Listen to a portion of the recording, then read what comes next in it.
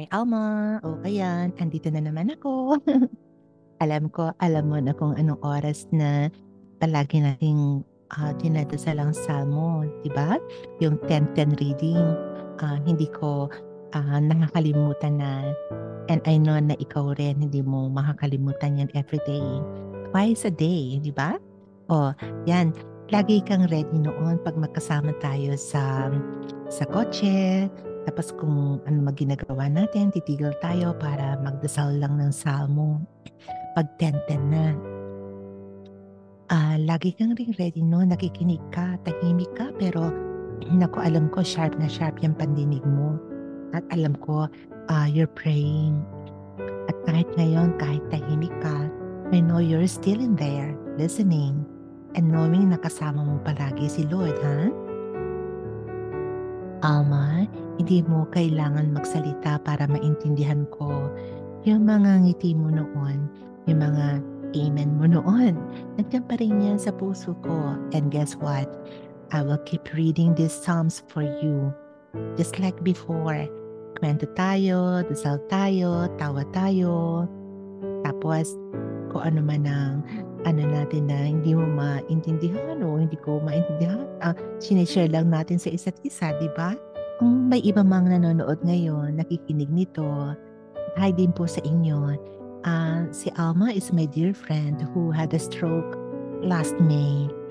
And kahit hindi siya makasagot ng direkta, I know that she hears. And so, if you're caring for someone na may sakit din po, or maybe ikaw mismo ang may pinagdadaanan, sama ka na rin. This is for Alma, but maybe, just maybe, it's for you. Alma, ready ka na? Here we go. Babalikan natin ang Psalms, and as always, kasama natin ang Panginoon.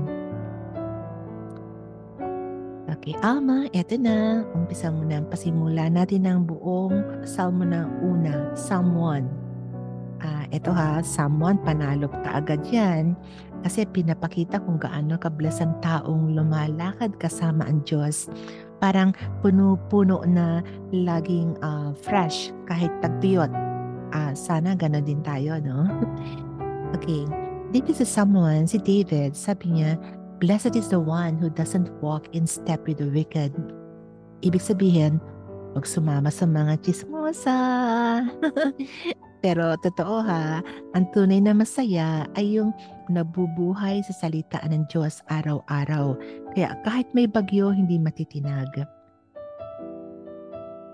Psalm 1. Ito na, Alma. Blessed is the one who does not walk in step with the wicked, or stand in the way that sinners take, or sit in the company of the mockers, but whose delight is in the law of the Lord, and who meditates on his law day and night. That person is like a tree planted by streams of water, which yields its fruit in season, and whose leaf does not wither. Whatever they do prospers. Not so the wicked. They are like chaff that the wind blows away. Therefore, the wicked will not stand in the judgment, nor sinners in the assembly of the righteous. For the Lord watches over the way of the righteous, but the way of the wicked leads to destruction. Lord, gawin mo po kaming parang punong matatag sa tabi ng tubig, hindi natutumba kahit laging may mga pagsubok, lagi kami may bunga. Alma, kahit di ka makalakad ngayon sa paningin ng Diyos, ikaw ay isang matibay na puno. Panginoon, salamat sa salita mong nagbibigay buhay, ha?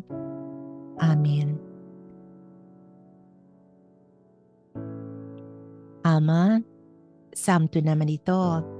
Psalm 2 is like ganito. Hoy mundo, chill ka lang. God is still the King. Kahit magulo ang paligid, ang Diyos ay hindi natitinag. Si David paints a picture of kings rebelling.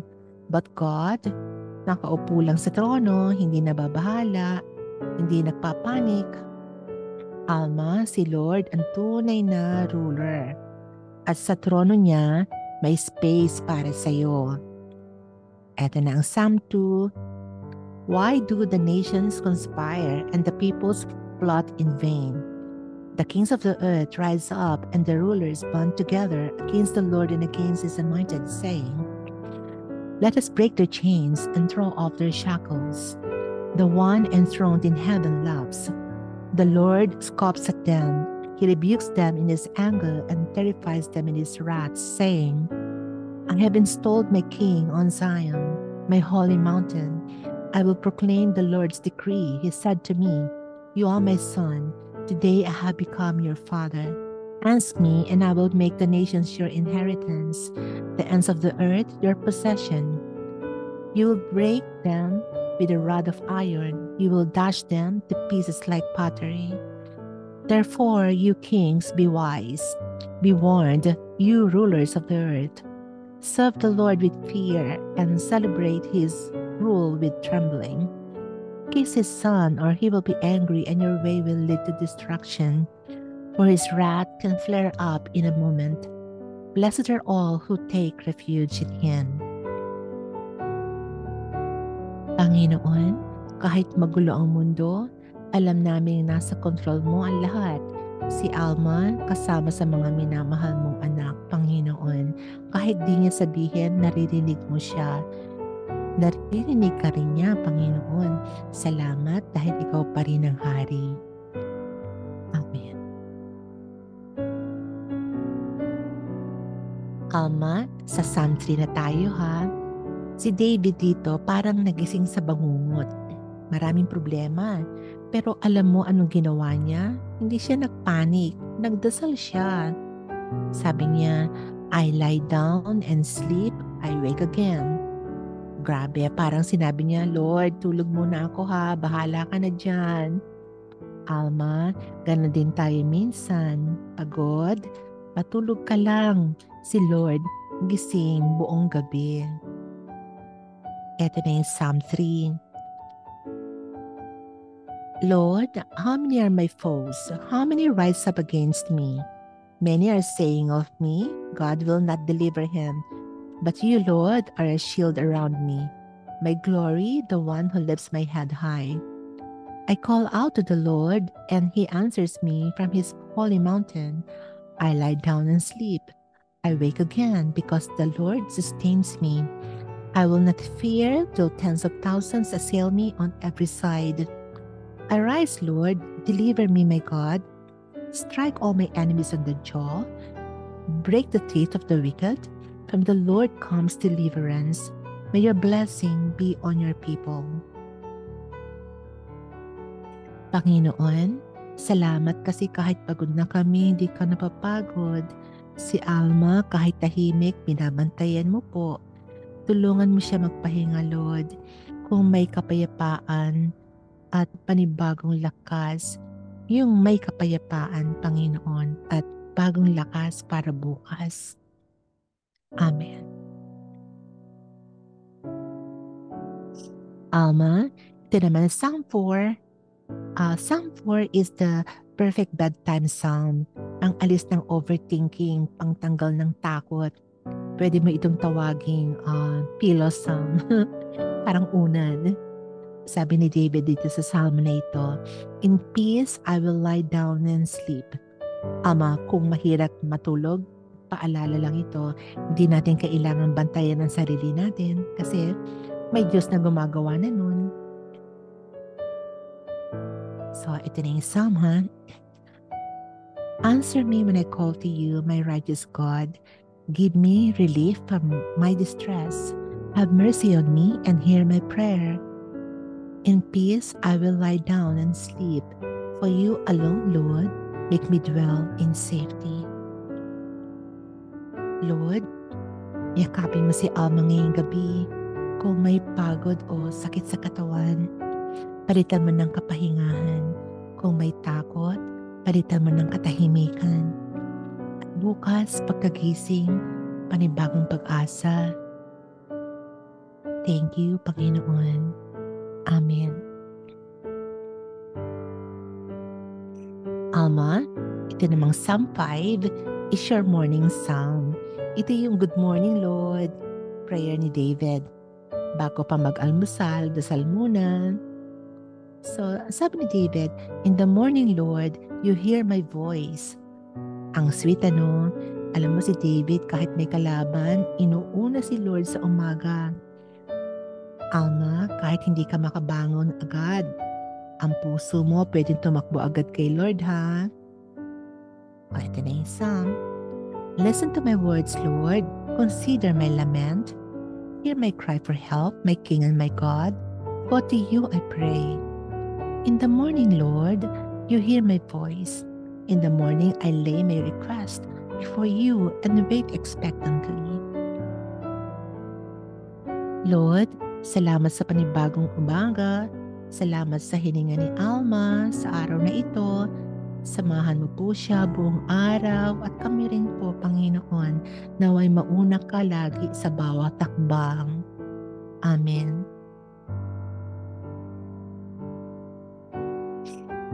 Ama, ito naman ang Psalm 6. Medyo drama ito ni David, but in a good way naman. Lahat naman tayo may moments na parang gusto na lang nating umiyak sa pagod o sa sakit, but even then, si Lord hindi umaalis. David was like, "Lord, I'm worn out from sobbing." Ama, kung may hugot awards, panalo na siya dito ha. Padrama din si David eh. Pero totoo, minsan talaga din natin alam kung anong ipagdarasal. Ang sabi lang ni David, "Lord, how long?" At alam mo ang sagot? Hindi siya iniwan ng Diyos. Kaya kahit puro iyak ang salmo na ito, may hope pa rin sa dulo. Ito na yung psalm ha. "Lord, do not rebuke me in your anger or discipline me in your wrath. Have mercy on me, Lord, for I am faint. Heal me, Lord, for my bones are in agony. My soul is in deep anguish. How long, Lord? How long? Turn, Lord, and deliver me. Save me because of your unfailing love. I am worn out from my groaning. All night long I flood my bed with weeping and drench my couch with tears. The Lord has heard my weeping. The Lord has heard my cry for mercy. The Lord accepts my prayer." Panginoon, minsan talaga ang bigat sa puso. Salamat kasi kahit umiiyak kami, hindi mo kami tinitiis. Ama, alam ng Diyos bawat luha mo. Hindi ito nasasayang. Lahat yan ay naririnig niya. Lord, yakapin mo po si Alma sa mga oras na hindi niya alam kung anong ipagdarasal niya. Sabayan mo siya sa bawat hinga, sa bawat pahinga, at iparamdam mo sa kanya, Ama, hindi pa tapos ang kwento niya. Amen.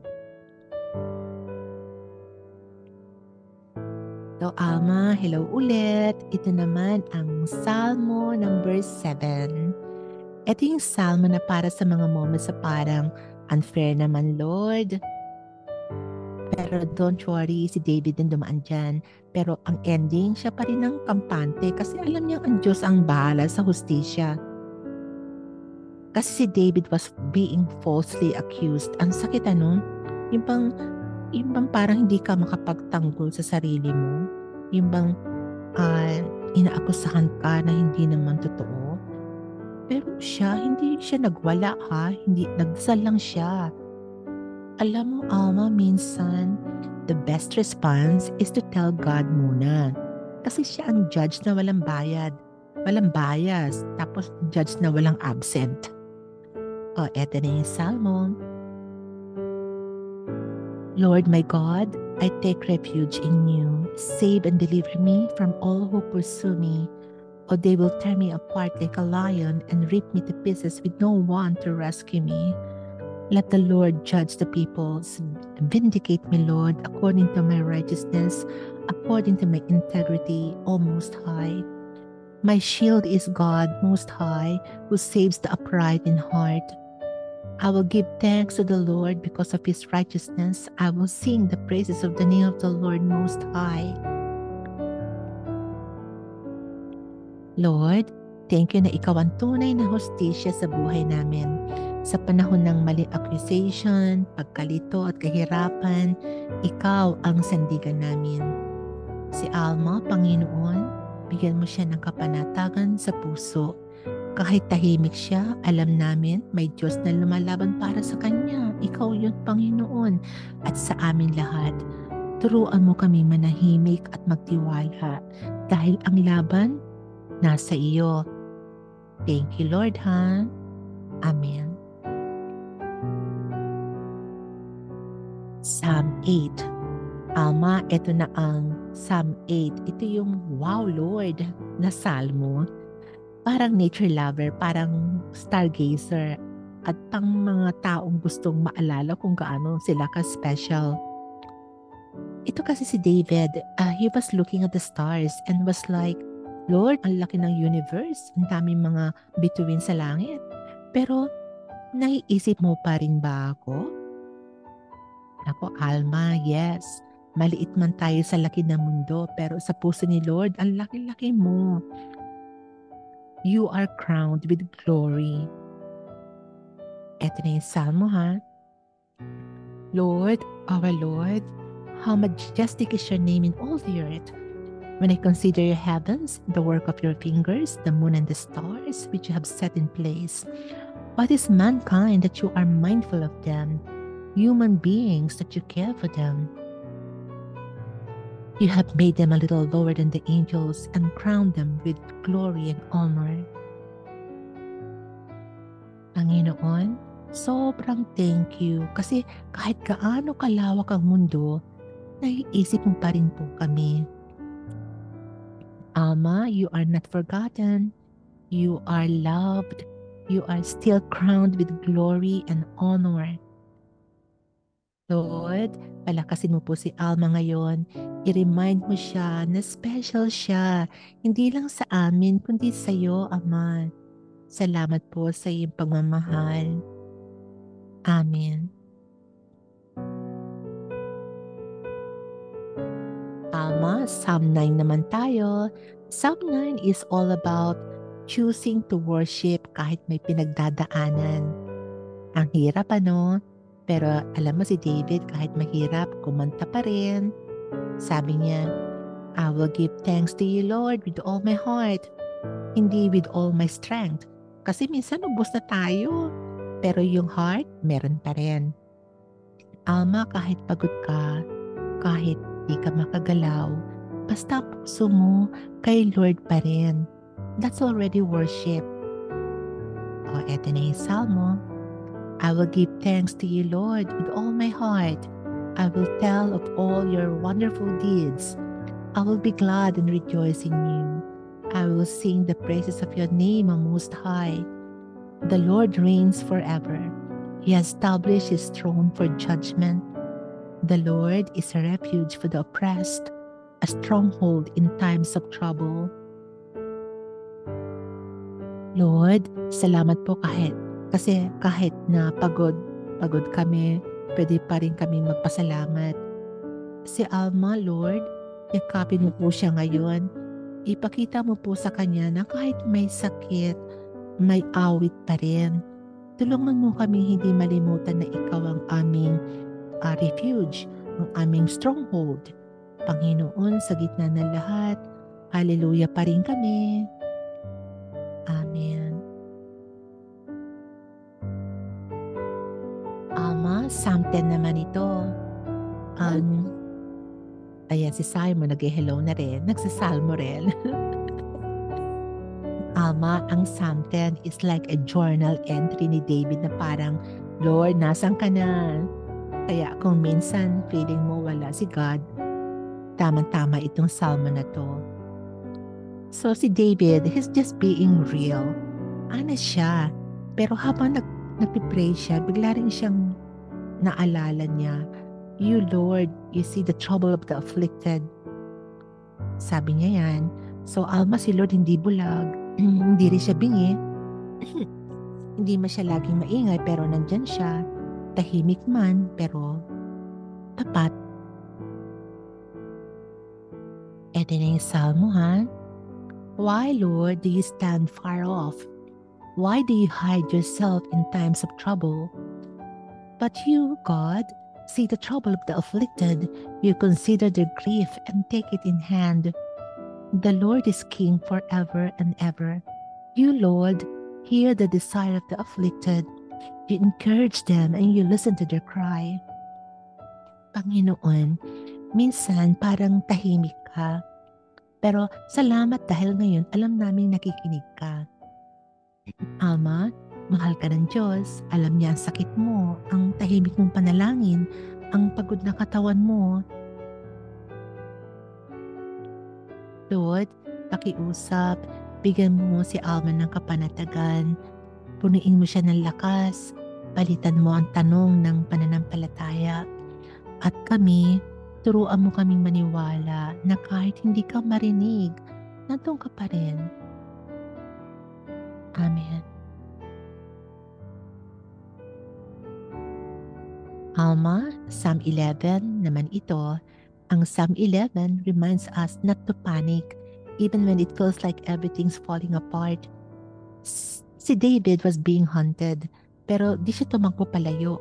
Tumakbo siya papunta kay Lord. May mga taong nagsabi sa kanya, "Run for your life, David." Pero ang sagot niya, "In the Lord I take refuge."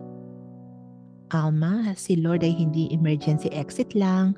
Siya ang buong tahanan natin. Kahit magulo sa paligid, may peace sa presensya niya. O eto na yung salmo. In the Lord I take refuge. How then can you say to me, flee like a bird to your mountain? The Lord is in his holy temple. The Lord is on his heavenly throne. He observes everyone on earth. His eyes examine them. For the Lord is righteous. He loves justice. The upright will see his face. Lord, salamat na hindi ka takbuhan, ikaw ang sandigan. Salamat na kahit natatakot kami minsan, hindi mo kami pinapagalitan. At maski na kami pasaway, Lord, hindi mo kami iniiwanan. Ama, tandaan mo, ang Diyos ay hindi malayo. Nasa tabi mo siya at gusto niya makita mo rin siya ng buong puso. Panginoon, bigyan mo kami ng kapayapaan sa gitna ng kaguluhan. Amen. Alma, ito namang kasunod na Psalm, Psalm 12. Itong Psalm feels like one of those days na parang lahat hindi totoo.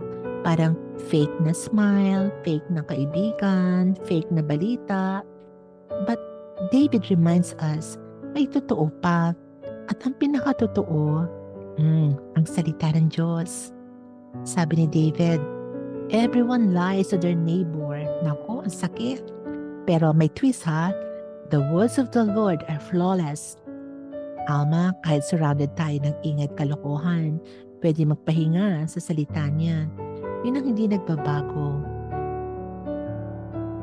So, eto na yung salmo. Help, Lord, for no one is faithful anymore.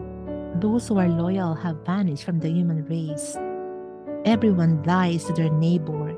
They flatter with their lips, but harbor deception in their hearts. And the words of the Lord are flawless, like silver purified in a crucible, like gold refined 7 times. Panginoon, salamat kasi kahit ang mundo minsan magulo, may isa kaming pwedeng panghawakan, ang salita mo. Ama, kung nalilito ka man, buksan lang natin ang salita ni Lord. Totoo to at ang pagmamahal niya, hindi peking pangako. Lord, gabayan mo kami para mamuhay kami sa katotohanan. Amen. Alma, Psalms 13 naman is super relatable. Yung tipong, Lord, nasan ka na? Ang tagal naman. But then again, biglang may twist naman. But I trust in your unfailing love. Nagtitiwala kami, Panginoon. So, si David is always honest. He was honest. Nagtampo siya kay Lord. Pero hindi siya umalis ha. He stayed and still, he trusts Him. Alma, it's okay to question. Okay lang malungkot. Pero wag bumitaw kasi sa ending si Lord pa rin naman ang bida. Ito yung Salmo. How long, Lord, will you forget me forever? How long will you hide your face from me? But I trust in your unfailing love. My heart rejoices in your salvation. I will sing the Lord's praise, for He has been good to me. Lord, minsan parang ang tagal mo, pero salamat kailanman hindi ka talaga nawawala. Alma, kahit parang tahimik si Lord minsan, hindi ibig sabihin wala siya. Nandyan siya, tahimik lang pero tapat. Panginoon, turuan mo kami maghintay at magtiwala. Gaya ni David, magreklamo man, pero faithful ka pa rin. Amen.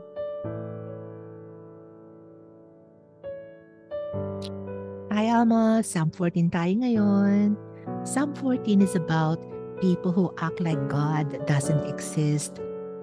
Pero ikaw, you know, He's real ha, kaya special ka. So si David, sinasabi niya, the fool says in his heart, there's no God. Parang ang lungkot no, but the good news naman, God is looking for the faithful. Alma, nakita ka niya at proud siya sa pananampalataya mo even when you're quiet. He sees it. O ito na yung Salmo. The fool says in his heart, there is no God.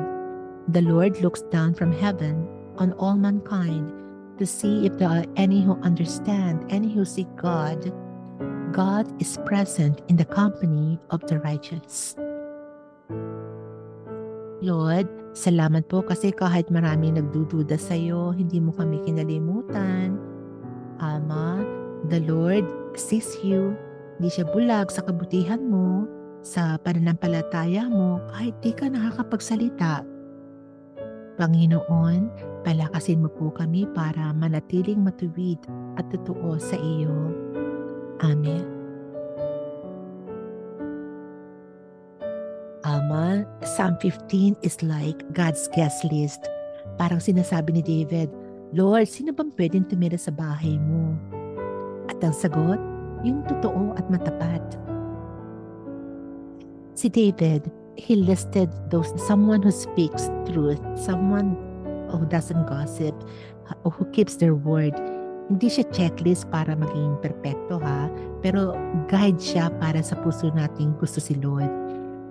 Alma, hindi mo kailangan maging perpekto para tanggapin ni Lord, pero ang puso mong tapat, welcome na welcome siya dyan. Ito na yung Salmo.